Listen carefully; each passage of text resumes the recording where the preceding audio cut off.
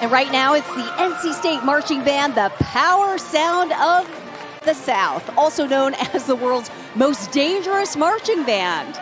The band includes more than 300 members, with numbers sometimes reaching over 400. A swath of red and black coming at you. The band has performed at numerous bowl games. They've traveled overseas on international tours to places like France, Wales, Great Britain, and even performed for the U.S. president. But this is a Wolfpack spirit, Wolfpack Nation, filling up the Raleigh Christmas Parade. Let's listen to the NC State Marching Band. Let's